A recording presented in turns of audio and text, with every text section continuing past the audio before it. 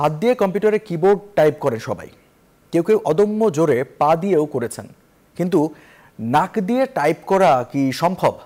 তবে এই অসম্ভবকে সম্ভব করে দেখিয়েছেন ভারতীয় যুবক বিনোদ কুমার চৌধুরী। একবার নয়, 3 বার, প্রতিবারই নিজের রেকর্ড ভেঙেছেন তিনি।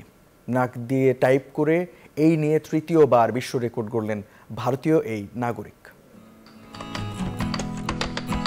হাত কিংবা পা নয়, নাক দিয়ে টাইপিং করে গড়লেন বিশ্ব রেকর্ড। মাত্র 26 সেকেন্ডে নাক দিয়ে বর্ণমালা টাইপ করার খেতাব জিতে নিজেই নিজের রেকর্ড ভেঙেছেন ভারতীয় নাগরিক বিনোদ কুমার চৌধুরী। নাম তুলে নিয়েছেন গিনেস বুক অব ওয়ার্ল্ডস রেকর্ডসে। রেকর্ড অনুযায়ী বিনোদকে ইংরেজি বর্ণমালার 26টি বর্ণ, কিবোর্ডে প্রতিটি বর্ণের মাঝে একটি করে স্পেস দিয়ে টাইপ করতে বলা হয়েছিল, আর বিনোদ তা করে দেখিয়েছেন। একই বিভাগে মোট 3 বার এই প্রতিযোগিতায় অংশ নিয়েছিলেন তিনি। 2023 সালে নাক দিয়ে টাইপ করতে গিয়ে 27.80 সেকেন্ড সময় নিয়ে সেবার শিরোপা ছিনিয়ে নিয়েছিলেন।